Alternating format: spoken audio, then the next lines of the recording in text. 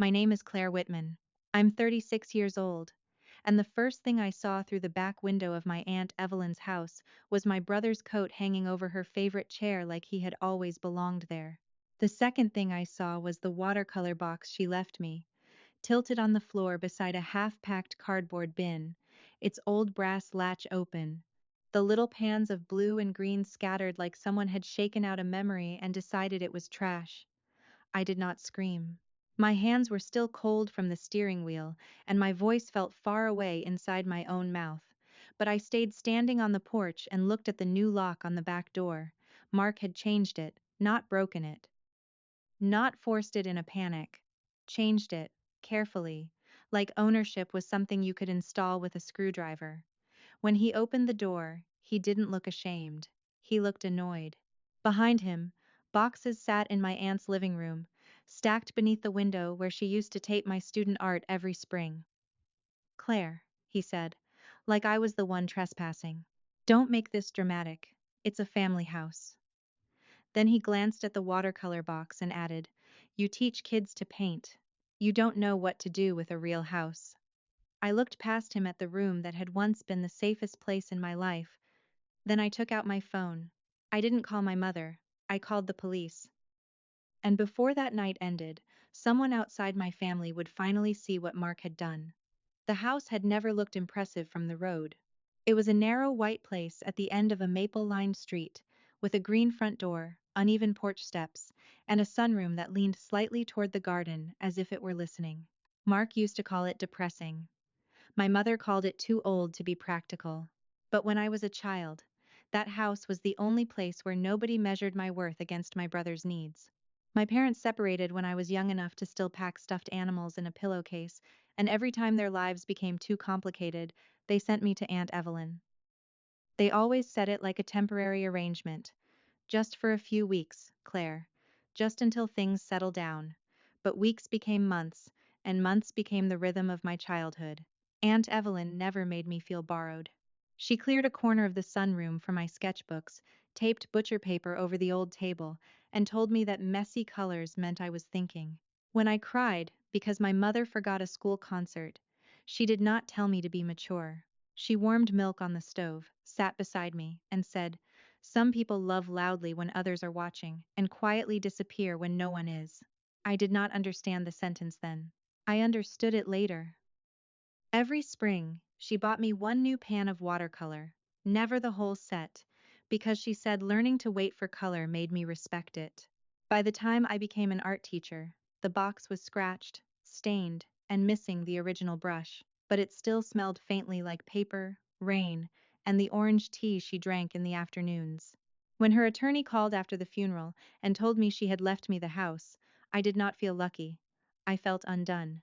Inside the old watercolor box was a folded note in her careful handwriting. For Claire, when the world gets too loud. That was what Mark had stepped over when he walked into her living room with his boxes. That was what he had thrown near a cardboard bin like it was clutter. To him, the house was square footage. To me, it was the only proof I had that someone in my family had once chosen me without asking what it would cost. The pressure started before Aunt Evelyn's flowers had even browned at the edges. My mother called it concern, but concern usually asks how you're sleeping before it asks what you plan to do with a dead woman's house. She waited until the relatives were gone, until the casseroles had been packed into foil and the folding chairs were stacked against the church wall, then touched my elbow and said, Claire, we need to talk about being fair. I knew that word. Fair had never meant equal in my family. Fair meant Mark got what made his life easier, and I got praised for not making anyone uncomfortable. Mark stood beside her in his black suit, scrolling through his phone like grief was a delay in his schedule. He had barely looked at Aunt Evelyn's casket, but he looked directly at me when my mother mentioned the house. You're not actually planning to keep it all to yourself, are you? He asked. His tone was light enough for outsiders, sharp enough for me. I told him Aunt Evelyn had left it to me. My voice was quiet. I was not trying to win anything in a church hallway. I was trying to survive the first day of the rest of my life without the woman who had made me feel chosen. Mark slipped his phone into his pocket and gave a small laugh. Claire, You teach art in a public school. What are you going to do with a whole house? Store finger paint in every bedroom? My mother looked down at her purse. She did not correct him. She did not even look embarrassed. She just said Mark had responsibilities, a mortgage, a family, real pressure, as if my life was decorative, as if being unmarried made me lighter, easier to move, easier to erase from a deed. I remembered Aunt Evelyn's watercolor box sitting on the passenger seat of my car, the folded note tucked inside it, for Claire when the world gets too loud. The world was loud then, even with everyone whispering. I told them I was not discussing the house that day. Mark's face changed for 1 second, fast and ugly, before he smoothed it back into the patient smile he used when he wanted people to think I was unreasonable. Don't turn this into some emotional thing, he said. It's property. But that was the first lie. It had never been just property to him, or to me. The difference was, I wanted to protect what Aunt Evelyn had given. Mark wanted to calculate what he could take. Later that night, my mother sent me 3 texts about family unity, sacrifice, and how men with children needed stability. I read them twice, then placed my phone face down beside the watercolor box. I did not answer, not because I had nothing to say, but because I was beginning to understand that silence could be a boundary too. The family dinner happened the following Sunday at my mother's house, though calling it dinner made it sound warmer than it was. Nobody had cooked anything with care. There were grocery store rolls, cold sliced ham, and a casserole my aunt would have quietly fixed before anyone noticed it was burned at the edges. I sat near the end of the table with my hands folded in my lap, listening while people talked around Aunt Evelyn's name instead of saying it. Mark arrived late, kissed my mother on the cheek, and took the chair at the head of the table like it had been waiting for him. He did not ask how I was doing. He asked if I had thought more clearly about the house. The room went still in that careful family way, not because anyone was shocked, but because everyone had been waiting for him to say what they were too polite to start. I told him there was nothing to think over. Aunt Evelyn had made her decision, and I was going to honor it. Mark leaned back and smiled at our cousins like I had just performed a childish scene. She's acting like Evelyn left her a castle, he said. It's an old house with bad plumbing and too much dust.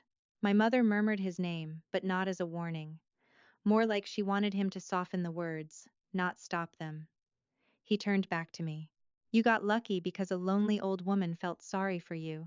For a second, I heard nothing but the refrigerator humming behind me. I thought about Aunt Evelyn waiting outside school concerts, Aunt Evelyn saving every crooked drawing I brought home, Aunt Evelyn sitting in the sunroom with paint on her thumb while my own mother forgot which nights I needed to be picked up. Luck was not the word for that. Love was. But I did not give Mark the satisfaction of seeing where the sentence landed. I picked up my water glass, took one slow sip, and set it down carefully. Do not go to the house without me, I said. My voice was quiet enough that everyone had to listen. Do not take anything from it. Do not move anything. Do not use a key you were not given. I'm putting that in writing after I leave. My mother's mouth tightened. Claire, don't make rules like we're strangers. I looked at her then. Really looked at her. Then don't ask me to protect myself like I'm one. No one spoke after that. Mark's smile disappeared for only a moment, but I saw it. I saw the anger underneath the patience. Later, sitting in my car beneath the yellow porch light, I sent one message to both of them. No one enters Aunt Evelyn's house without my written permission. I read it 3 times before pressing send. My hands were shaking, but the words were steady. I thought clarity would protect me. I did not understand yet that Mark had already decided my boundary was just another lock he could change. 2 evenings after I sent that message, I drove to Aunt Evelyn's house with a stack of empty storage bags, a roll of labels, and the kind of tired heart that comes after grief has stopped being dramatic and started becoming work. I had planned to sort the sunroom first. Not the closets, not the kitchen, not the drawers where bills and old birthday cards waited like tiny accusations. Just the sunroom. I wanted one quiet hour with the watercolor box, the table, and the light Aunt Evelyn used to call honest because it showed every color as it really was. From the driveway, nothing looked wrong at first. The porch light was on, The curtains were still half closed. The maple leaves scraped softly across the walkway. Then I reached the back door and stopped. The old brass lock was gone. In its place was a new silver one, bright and clean, the kind of thing that looked proud of not belonging. For a moment, my mind tried to protect me by making excuses. Maybe the estate company had sent someone. Maybe my mother had panicked about safety. Maybe there was some reasonable explanation that did not involve my brother treating my boundary like a suggestion. Then the door opened from the inside. Mark stood there in jeans and a gray sweatshirt, holding a mug from Aunt Evelyn's cabinet. Behind him, two cardboard boxes sat under the front window. His coat was thrown over her reading chair. A pair of muddy shoes had left prints across the rug she used to beat clean by hand every spring. I looked past him into the living room and saw my aunt's framed sketches stacked face down on the coffee table. My stomach went cold. "What are you doing here?" I asked. Mark leaned against the doorframe like I had interrupted him in his own house. "Mom gave me the spare key," he said. "And before you start, I'm not stealing anything. I'm just making the place useful." Useful. The word landed harder than I expected. Aunt Evelyn's house had been useful when it held me together as a child. Useful when it gave me somewhere to cry without being called sensitive. Useful when it taught me that silence could be peaceful instead of lonely. Then I saw the sunroom door open. The watercolor box was not on the table anymore. It was on the floor, beside a cardboard bin, marked trash, in Mark's thick black marker. Its lid hanging crooked. One pan of blue snapped loose against the wood. I walked over and picked it up with both hands. I did not trust myself to speak right away. Mark followed me, irritated by my silence. "Claire, don't start acting like every old thing in here is sacred." I ran my thumb over Aunt Evelyn's handwriting on the note tucked inside. "For Claire, when the world gets too loud." My throat tightened, but my voice stayed calm. "You need to leave." He laughed once, short and sharp. "You don't get to throw family out of a family house." I looked at the new lock, the boxes, the muddy footprints, the watercolor box in my hands. Then I opened my phone. My mother's name was near the top of my recent calls. For years, I would have called her first, hoping she might finally choose fairness over comfort. That night, I let her name stay untouched. I dialed the police instead. The dispatcher asked me if I was in immediate danger. I looked at Mark standing in Aunt Evelyn's sunroom, one hand still wrapped around her mug, the other resting near the cardboard bin where he had thrown pieces of her life without permission. He was not holding a weapon. He was not shouting. That almost made it harder to explain. Some violations arrive quietly, wearing your brother's face and speaking in the language of family. "I'm the legal owner," I said, keeping my eyes on the new lock. "My brother entered after I told him not to. He changed the lock. He won't leave." Mark's expression shifted the moment he understood who I was talking to. "You called the police?" he said, his voice dropping low. "Are you insane?" I did not answer him. The dispatcher told me to wait outside if I could do so safely. I picked up the watercolor box, held it against my chest, and walked back through the kitchen. Mark followed close enough that I could hear his breath. "Claire, hang up," he said. "You're going to embarrass yourself." I stepped onto the porch and closed the door behind me. For the first time that evening, I let the cold air touch my face. My hands were shaking, but my voice was steady when I gave the address. Mark opened the door again before the call ended. "This is exactly what Mom meant," he said. "You always make private things public."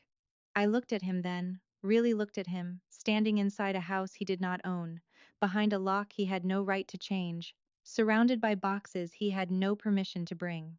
"You made it public when you broke in," I said. He laughed like I had used the wrong word. "Broke in? Mom gave me the spare key." "A spare key is not permission." His jaw tightened. That was the first time I saw fear under the anger. Not enough to stop him, just enough to make him start rehearsing. By the time the police car turned onto the street, Mark had changed his posture completely. He stepped onto the porch with his palms open, calm and offended, like a reasonable man dealing with a hysterical sister. The officer who got out was younger than I expected, but his eyes moved carefully from the new lock to the boxes visible through the window, then to the watercolor box in my arms. His body camera blinked against his chest. "Who called?" he asked. "I did," I said. "This is my aunt's house. It was left to me." Mark cut in before I could say more. "It's a family property," he said. "She's upset. We're grieving. I came to help clear things out." The officer turned to me. "Do you have documentation showing ownership?" I had brought the folder because Aunt Evelyn had taught me that paper mattered when people wanted to pretend memory was enough. Inside were copies of the deed, the probate paperwork, and the message I had sent Mark and my mother. I handed them over without looking at my brother. The officer read silently.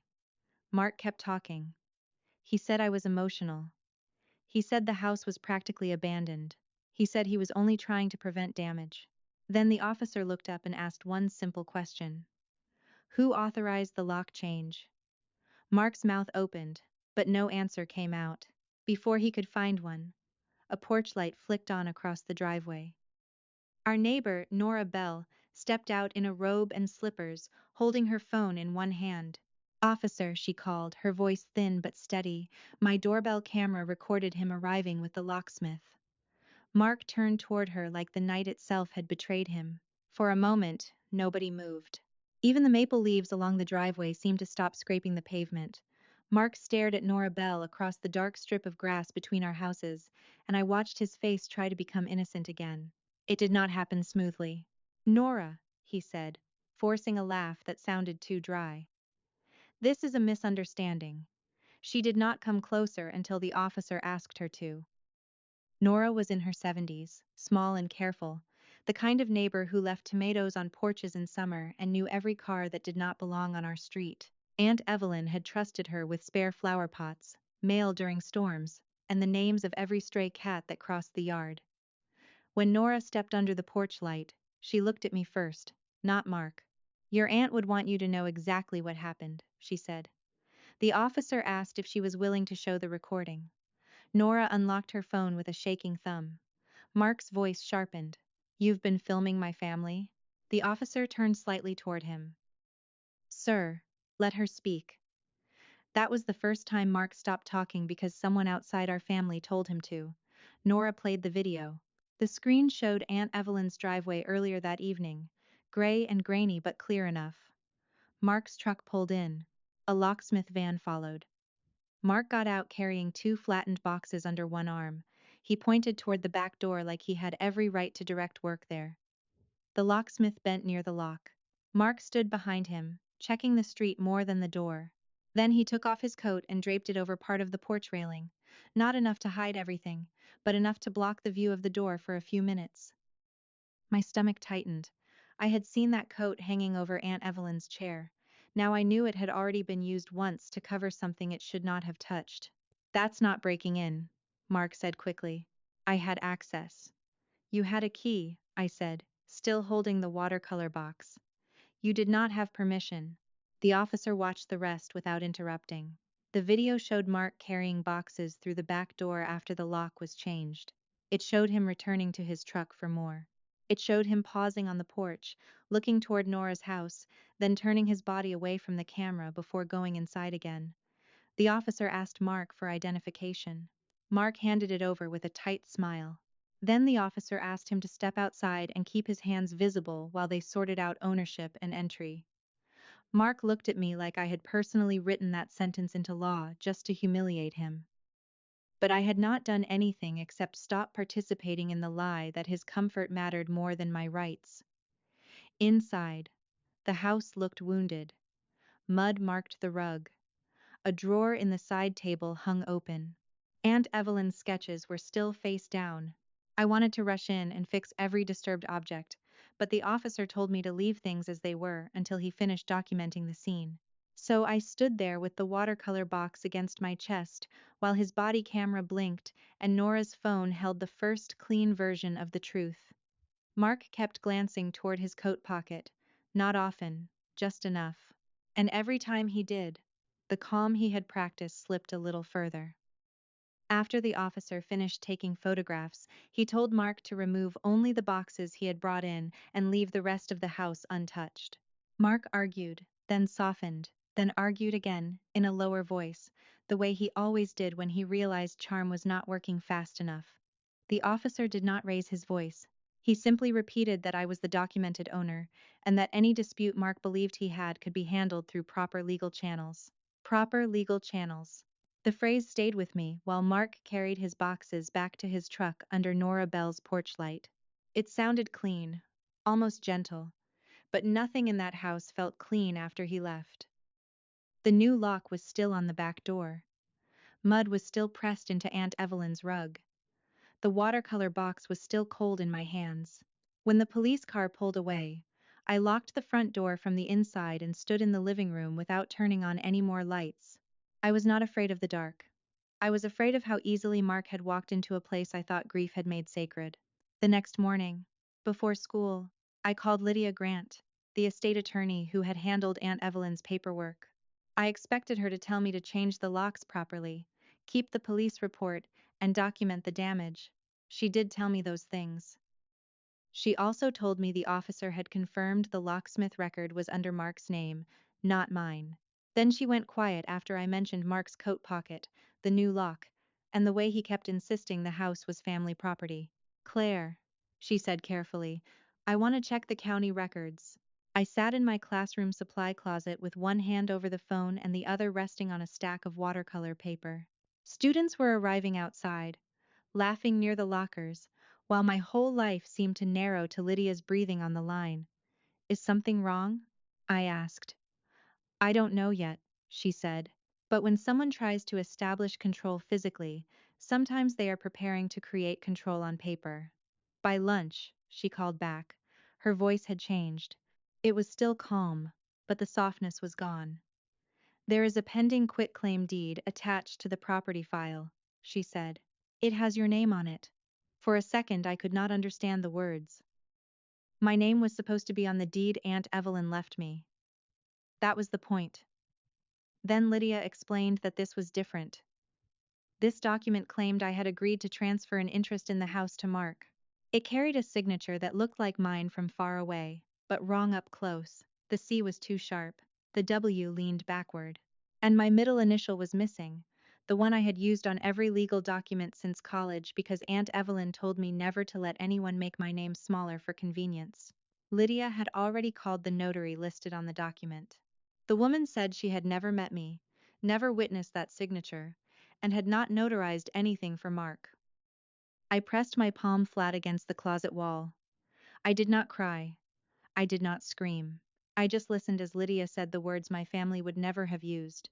Possible forgery, attempted transfer, cloud on title. Suddenly, the boxes in the living room made sense in a way that hurt more than confusion. Mark had not only wanted to stand inside the house, he wanted paper to pretend he belonged there. Lydia told me not to contact him, not to warn my mother, and not to sign anything they put in front of me. Then she said, Claire, this is no longer about your brother entering the wrong house. I looked down at the blue paint still under my thumbnail from the watercolor box. I know, I whispered. It's about him trying to take the only place that ever kept me. Lydia did not tell me everything at once. I think she knew there are only so many ways a person can be betrayed before the mind starts protecting itself with numbness. She started with the quitclaim deed, then the notary, then the warning not to speak to Mark. By the end of the school day, she had called again with another piece. Mark had not filed that document because he wanted a family compromise. He had sent photographs of Aunt Evelyn's living room, kitchen, and back door to a private lender, claiming he had legal control of the property and could use it as collateral for a short-term loan. The pictures were taken from inside the house. One showed his boxes under the window. One showed his coat on Aunt Evelyn's chair. One showed the new lock, bright and wrong against the old wood, like a signature he had tried to leave before mine could stop him. Lydia said the lender's assistant had forwarded the email after seeing the police report number attached to her inquiry. Mark had written that he was occupying and preparing the property for family transfer. Family transfer. I sat in my empty classroom after the students left, staring at jars of paintbrushes lined along the sink. Children had used those brushes that afternoon to make trees, dogs, purple suns, houses with crooked roofs and yellow doors. They understood something Mark had forgotten. A house was not valuable because someone could squeeze money out of it. A house was valuable because someone felt safe enough to draw it. My phone buzzed while Lydia was still talking. It was a message from Mark's wife, Elise. She and I had never been close. She usually smiled at me like she was apologizing for something she did not have the language to name. The message was only a screenshot. In it, Mark had written to her, "Once I show occupancy, she'll fold. Mom will work on her. Don't worry." My chest went tight, but not with surprise. Surprise would have meant I still believed there was a line he would not cross. Lydia asked me if I was all right. I looked at the screenshot until the words stopped looking like words and started looking like a map of my whole family. Mark pushing.